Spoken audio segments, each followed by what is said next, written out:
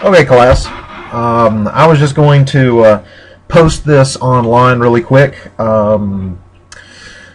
just to make sure that we are clear about what's going to be on the test. It's going to encompass everything from the very beginning of class up to progressivism and American imperialism, that lecture that I gave online, America and in the World. So you need to go back and review that online lecture as well if you've not had the chance to already do so. Before we get into the study guide and what the 6 topics that I will generate the questions from, what they'll be, I wanted to finish up talking about progressivism. Since we really were just on the cusp of finishing it up, I think that we should finish it up and you guys be tested over it so you don't have to worry about it at the end of the class period on the final. Now, last class period, just to kind of refresh our memory, we were talking about how progressivism, on the one side, is made up of individuals who truly believe that they are bettering society through Hull House, Jane Addams, through muckraking, bringing to light the abuses of industry and some of the problems of modern industrial society. But we also talked about how progressivism has a dark side, how this focusing on expert opinion and this obsession with categorization and well, to put it bluntly, ordering society will allow things like racism to be re-legitimized. Jim Crow in the South, for example, if you don't remember what Jim Crow is the institutionalization of racism through law. Whites have their schools, blacks have their schools. Whites have their bathrooms, blacks have their bathrooms. Why? You don't want miscegenation, which is the mixing of the races, because in social Darwinistic thinking, there are less advanced humans and more advanced humans. Jim Crow finds a new lease on life in social Darwinism, because social Darwinism gives it sort of the scientific backing that will basically say that black Americans are of the less advanced variety, white Americans are more advanced. We also see institutionalized racism, but in a different form, in the North. It's not just in the South. Now, on the one hand, social Darwinism will justify, well, to put it bluntly, travesties like Jim Crow. But it will go farther than that. We talked about how social Darwinism will evolve,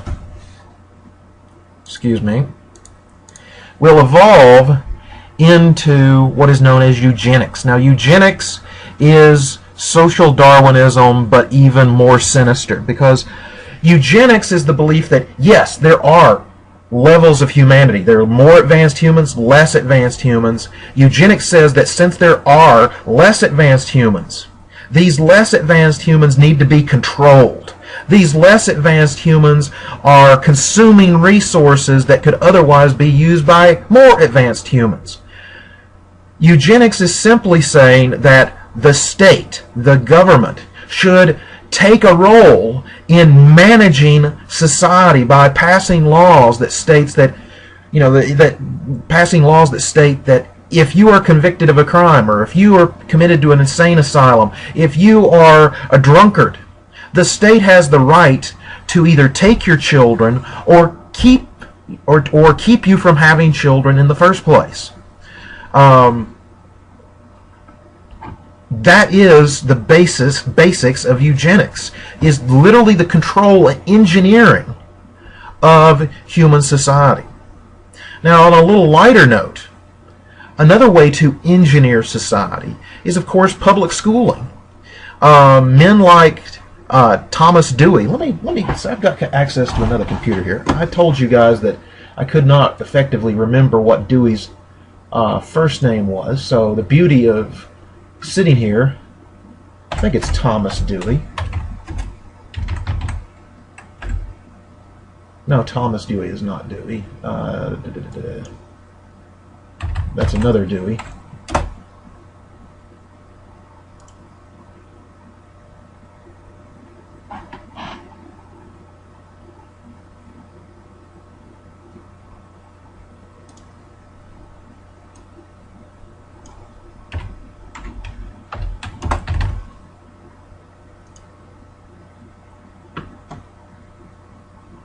No, it is John Dewey. I apologize. It's John Dewey. Let's see here. Thomas Dewey is we're actually going to talk about later on in class because he runs against Harry Truman for president. John Dewey. Now, let me make sure that that's the right person.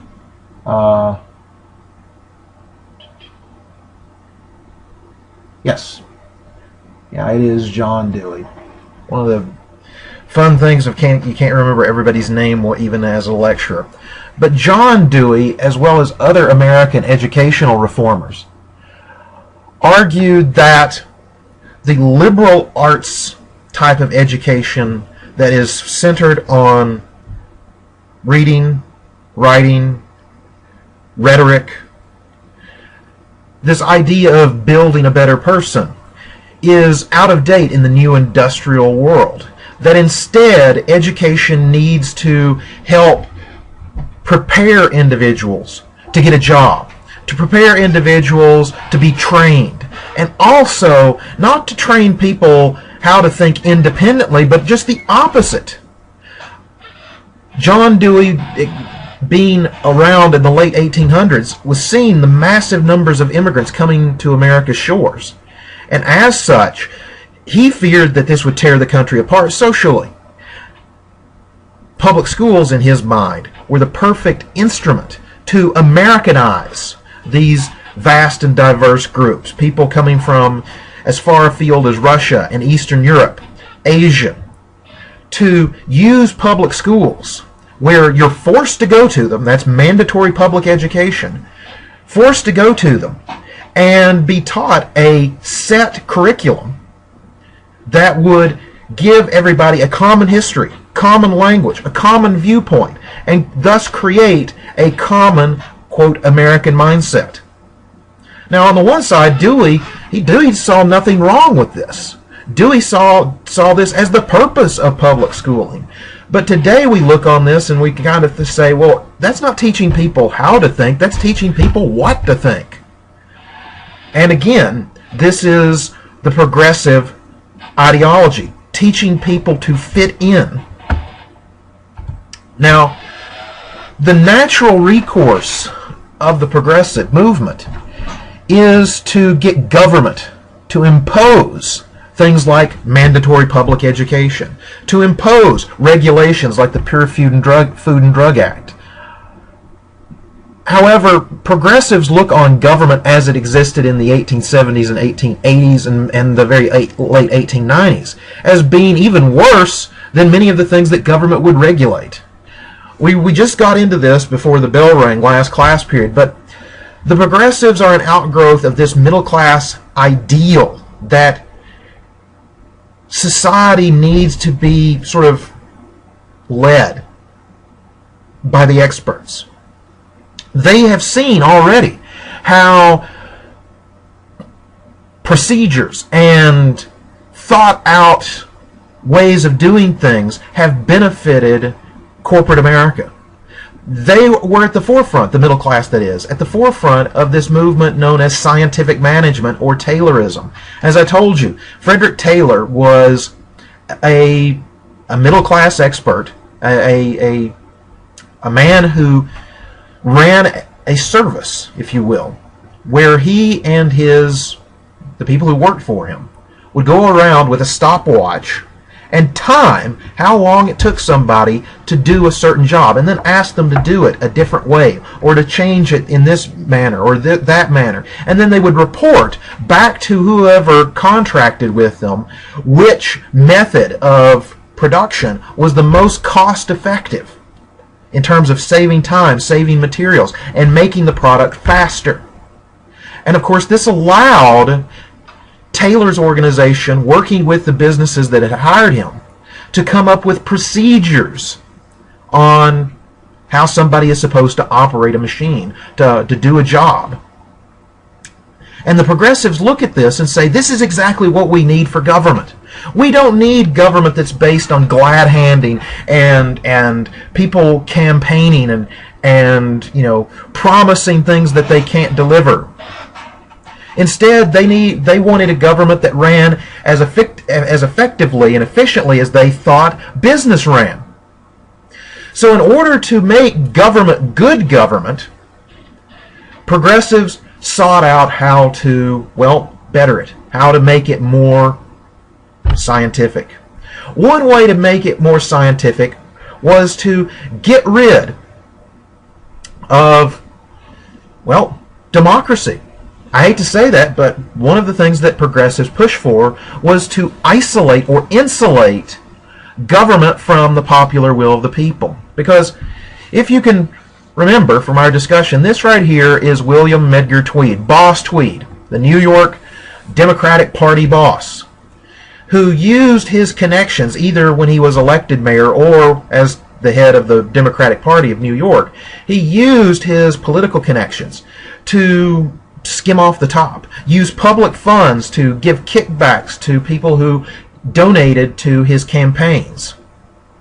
Why did people put up with this? Well, Tweed and people like him used those same public funds to spread the wealth, to give scraps, if you will, from the public table in the form of turkeys every Christmas and Thanksgiving, to take care of orphans, to have his subordinates, his ward bosses, take care of individuals, thus getting those individuals to support the party and thus support Tweed.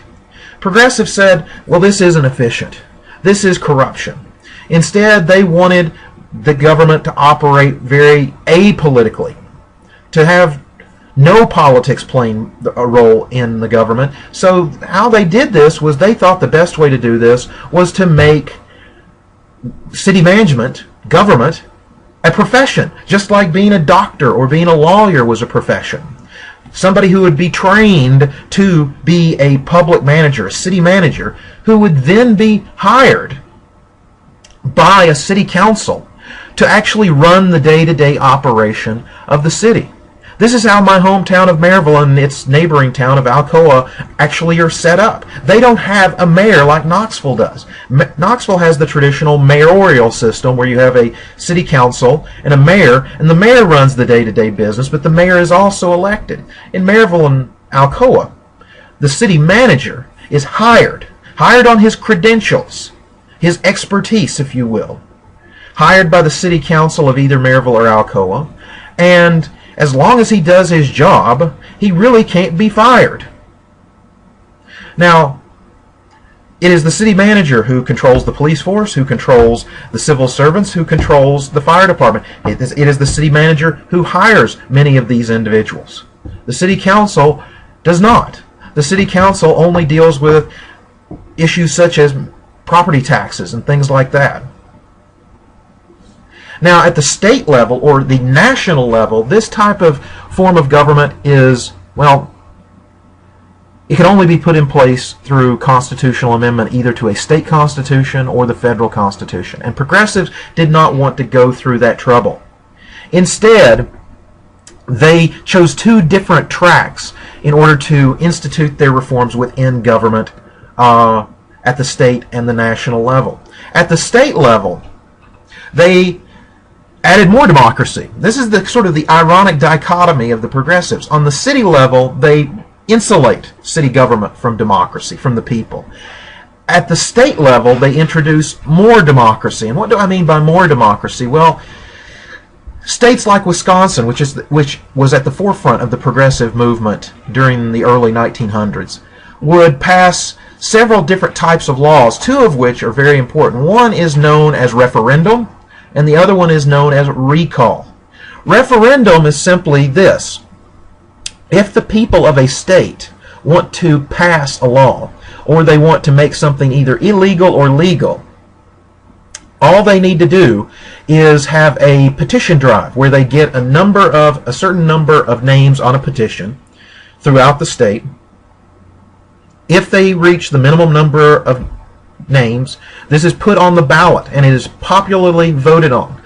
Most recently, the states of Washington, Colorado, and I can't remember the other one, voted to legalize marijuana. That was a referendum. It bypassed the state government. The other form of reform is recall. California has been the most noted state to use this, in that back in the late 90s, early 2000s, the then sitting mayor, Gray Davis, was very unpopular. So they got together, the people of California, a petition drive was conducted, and the minimum number of signatures was gotten. This meant that outside of the normal election cycle, the state of California would have what was known as a recall election. Basically, it was an election to determine whether or not Gray Davis, the then sitting governor, had the support of the people. He didn't. He lost. He lost to Arnold Schwarzenegger, the governor. That is another form of progressive reform right there.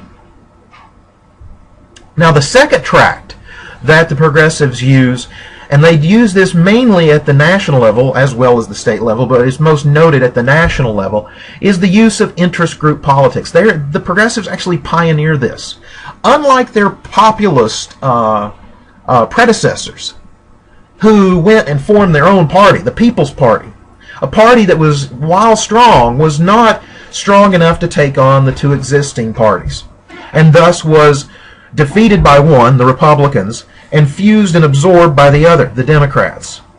Instead, the progressives want to keep their issues alive, even if they don't have their own political party. So what they use instead is interest group politics.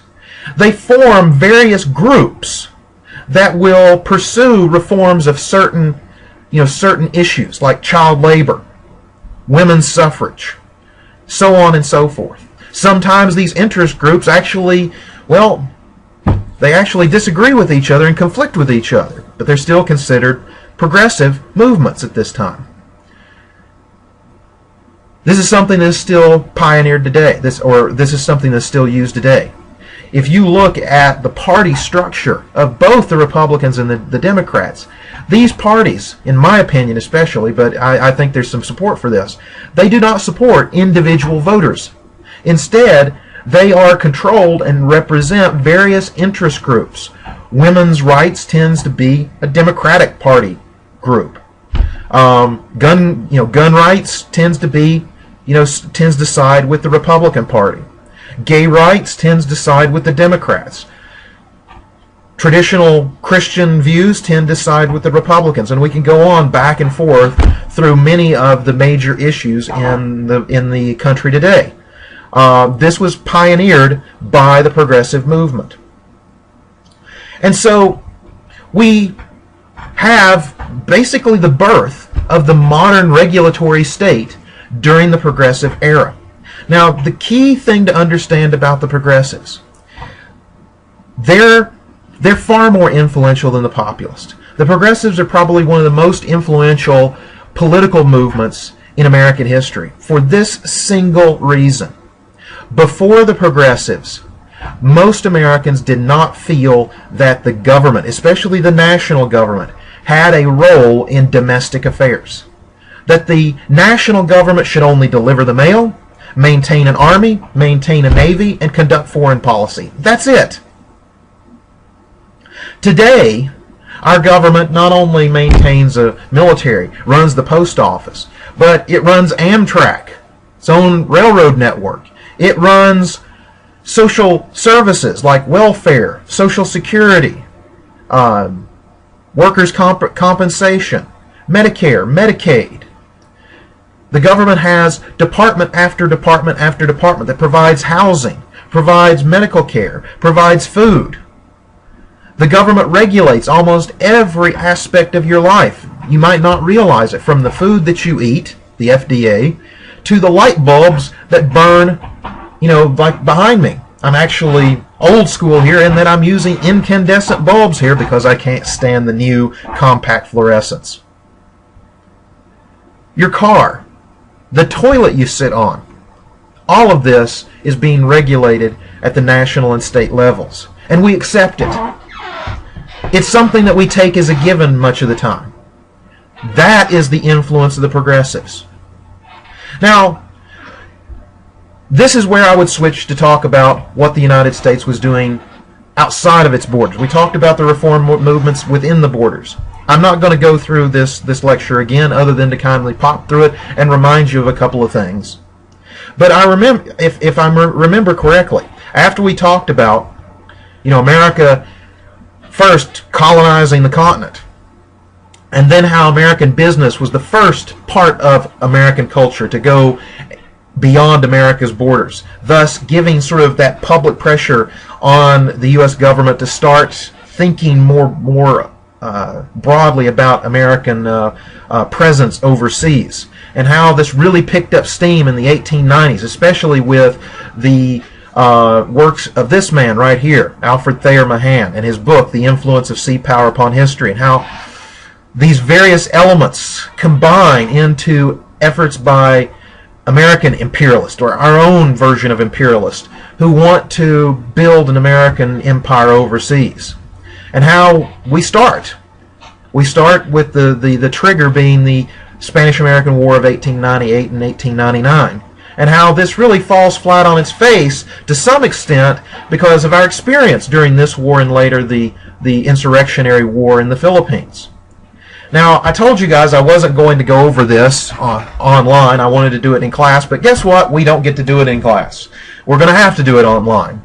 So, now that we've finished the progressives, and you hopefully have watched the lecture on American, the American experience abroad, hopefully what we're going to talk about in this last slide will make some sense. So, by the first decade of the 20th century, we have not only the progressive movement going on, we have progressive presidents. We have presidents who, again, believe that the role of the government, especially the federal government, is that of a regulatory management agent. Someone pulling the strings, if you will. Now, one of these individuals is Theodore Teddy Roosevelt. Now, Roosevelt is an interesting character because to understand Roosevelt, we have to look back at his time before he was president. Roosevelt was born into a wealthy New York family. As a young man, he was actually quite sickly as a child, very thin, kind of a weakling in his teens and early 20s. But he will embrace this desire to redefine what masculinity is during his lifetime. So he will take up sports, most notably boxing. This is one of the few presidents who would box people on a regular basis in the White House. He would go camping. He would go on safari. When the Spanish-American War broke out in 1898, he was serving as the Undersecretary of the Navy under William McKinley. And as such, well, he just goes and quits. He resigns so that he can go and raise his own private unit, a volunteer unit that he calls the Rough Riders, and take them to fight in Cuba. It's while in Cuba that Roosevelt will command the Rough Riders in several key engagements that will finally help end the war in America's favor. Now, on the one hand, Roosevelt does serve his country, but we also must remember that Roosevelt is doing this not just for, not for patriotic purposes. He is one of the few people in Cuba that has his own personal reporter that follows him around, because Roosevelt wants his exploits to be reported, because he is going to use his charge up Kettle and then later San Juan Hill to catapult him into the national limelight. Because in 1900, he will be a contender for the Republican nomination. Now, William McKinley is, well, he's up for re-election. And the Republicans want McKinley in. They particularly don't like Roosevelt. So they don't want him to challenge McKinley in the election, thus splitting the ticket and allowing a Democrat to be elected. So they offer him what they think is a very safe position, the vice presidency. Because the vice president doesn't really do anything during this time period. But they forget the one cardinal rule of the vice presidency.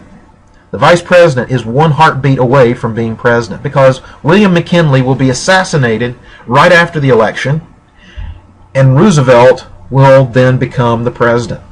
Now, as president, he follows a very progressive program domestically. He is known as the Trust Buster. He will break up Standard Oil, Standard Oil owned by John D. Rockefeller.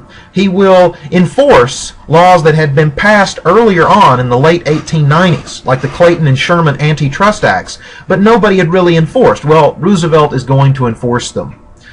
He's going to break up the trust. He's going to break up the monopolies. Now, why does he do this? Well, it's not only because he feels that these trusts have a negative effect on the American public, but Roosevelt truly believes that there should be only one supreme power in the United States, and it should not be businesses like Standard Oil. It should be the federal government of the United States. He writes about this, that the government should be the only monopoly, if you will, in the United States. And it is the government under Roosevelt who will take on various different tasks that no president before him even contemplated.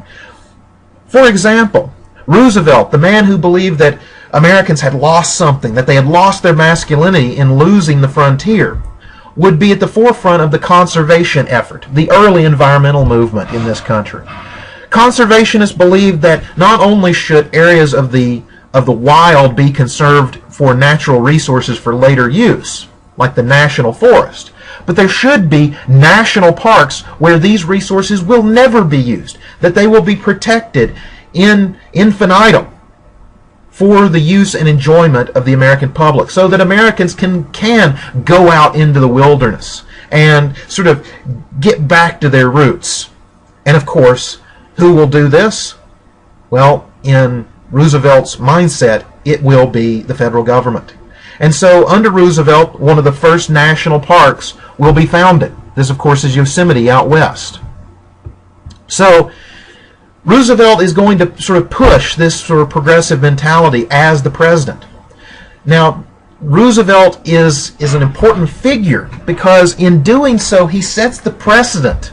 He sets the example that the president sets policy, that the president is the person driving what the government is going to do, not the legislature, not the Congress. Before this, the Congress had played a very powerful role in setting sort of the tempo for the national government. Now, from Roosevelt on, when people talk about what's the policy of the government, they look to the presidency. Now, as diplomat, in terms of foreign policy, Roosevelt will also expand the power of the presidency.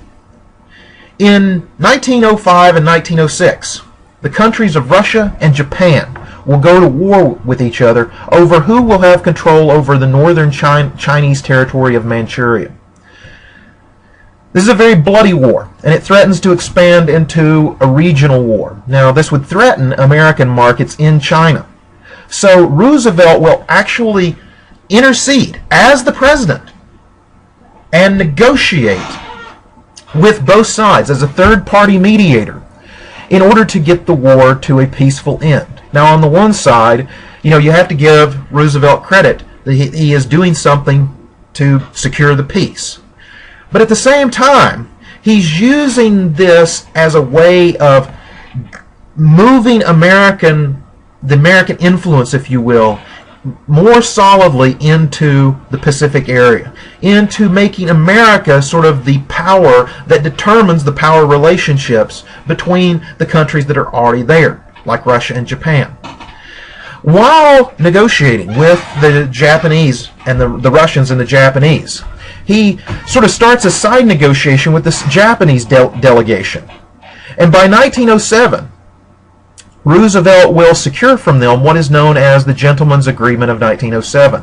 Simply put, this agreement is an agreement where the Japanese will self-regulate their immigration into the United States. The Japanese government will be the police of keeping their people from coming to America. This is often this is a very odd arrangement, because it basically is asking the Japanese to do something that's not in their best interest, because like today, the Japanese liked their excess population to have somewhere else to go. They liked the fact that Japanese immigrants to the United States would come here, work in our growing economy, and send money back to the home islands. They didn't want to limit it, but because of America's new position in the world, especially in the Pacific, Roosevelt is able to secure this agreement. Now, Roosevelt will also be noted as the man who builds the Panama Canal. How does he do this? Well, in 1904, the Panamanians down here, Panama is not a free country. It's not independent. It is part of Colombia right here. Now, the Panamanians are a distinct people. They're not Colombians, and they want their own country. Now, the Colombians, of course, do not want to give this territory up. So the Colombians are fighting an insurgency against the Panamanians. Now, the Panamanians are kind of isolated, because even though they share a border with Colombia, along this border, let's just put it this way, this is some of the roughest rainforest in all of Latin America. So the only way for the Colombians to sort of suppress this is to use naval forces and land troops in Panama. Well, Roosevelt will use the excuse of the violence and send the United States Navy to quarantine Panama. Publicly, Roosevelt says this is to contain the violence, but what he's actually doing is he's keeping the Colombians out. This allows the Panamanians to overthrow the Colombians, and in exchange, they give the United States government the right to build a canal across Panama.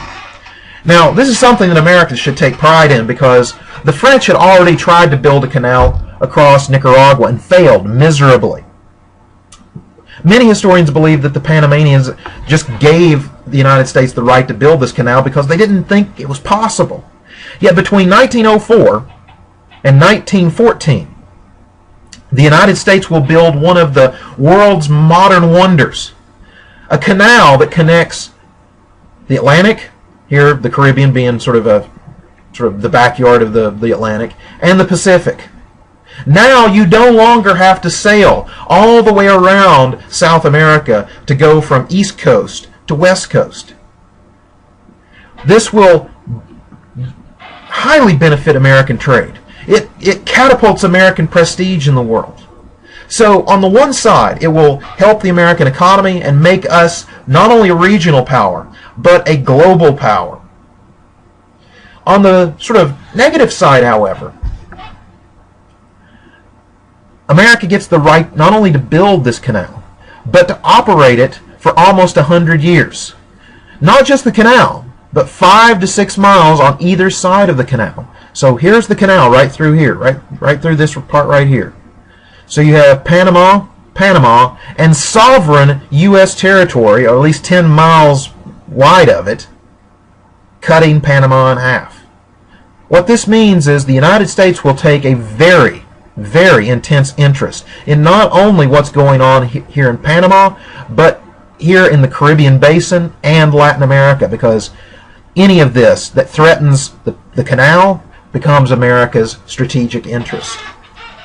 Now, in 1912, there is another election, because the 1908 election, Roosevelt does not run.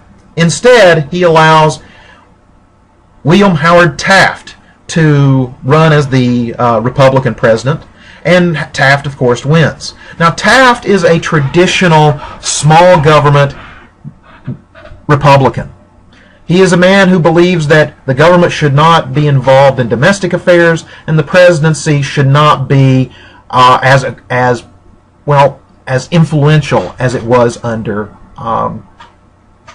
Roosevelt. So he basically quits enforcing many of the laws, like the antitrust laws that Roosevelt had supported. He no longer, has the government in the position of founding national parks. And so when the 1912 election rolls around, 4 years later, Roosevelt tries to run as a Republican again. However, Taft and his supporters lock him out. So Roosevelt will run on what is known as the Progressive Party ticket. This is the one time the Progressives form their own party. It's often known as the Bull Moose Party because that's its mascot. Like the Democrats have the donkey and the Republicans have the elephant. The Progressives have the Bull Moose. Now, the Progressive Party will draw mainly Republicans away from the Republican ticket. And this allows the Democrats to win. And so, in 1913, Woodrow Wilson takes office as President of the United States. Now, we'll revisit Wilson and his role in World War I, but let's talk about his role as a progressive from 1913 to about 1916. One of the first things that he does upon assuming office, and I'm saying the first thing he does, he takes office in January of 1913 and almost immediately signs two bills. One is the creation of the Federal Reserve, the Fed. The Fed is a very important, addition, if you will, to this idea of the regulatory state. Because the Federal Reserve is not a government agency. Even though it says Federal Reserve, it is a private bank. It is a consortium of the largest banks in the United States at any given time. It is basically a publicly chartered private financial institution. But as such, since it is publicly chartered, it is a private institution that has public powers. What are these public powers? Well, the Federal Reserve is given the right to set interest rates, to set how expensive is it, how much interest can be charged on the loaning and borrowing of money. How much does your savings account earn? How much does your home loan cost? The Federal Reserve is also given the power to print money. Before this, if you looked at a dollar bill or a coin, a dollar bill would say at the very top of it, U.S. Treasury note. Or if it was a large bill, it would say U.S. silver certificate. A silver certificate is a piece of paper you could take to a bank and say, I want this in silver. And they had to, by law, give it to you. Now, if you guys have it, because I know a lot of people now use digital or plastic as their main means of buying and selling stuff. But if you have a dollar of any type in your pocket, look at the very top. It does not say U.S. silver certificate. It does not say Treasury note. It says U.S. Federal. It says U.S. It says, actually it says, doesn't even say U.S. It says Federal Reserve note. Because Wilson wanted a regulatory agency to regulate the economy itself as a progressive. Also in 1913, Wilson rams through Congress the 16th Amendment, the income tax. The income tax that we all have to pay if you're working did not exist before 1913.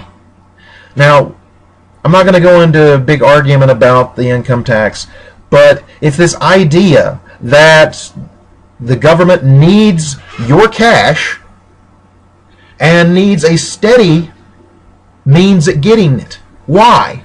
Why does the government need to have not only its own bank, the Federal Reserve, but also a steady flow of cash that's not dependent upon, say, like sales taxes or tariffs? Well, if you've got an expanding government, an expanding regulatory entity, you have to pay for it. And as such, you also need to have sort of a managing head. That's why it is under Woodrow Wilson's tenure as president that people quit calling it the presidency. They start calling it the administration. Before Wilson, people would talk about the presidency of Theodore Roosevelt or the presidency of Abraham Lincoln. But today, when we talk about any president, past or present, we talk about the administration. And what does the administration imply? The administration implies just that. It administers. It manages. Again, both of these presidents are highly influential in that they set the tone for all future presidents. Presidents that we're going to talk about later in class. Now, really quick, let's go over the study guide. Some of you emailed me asking me about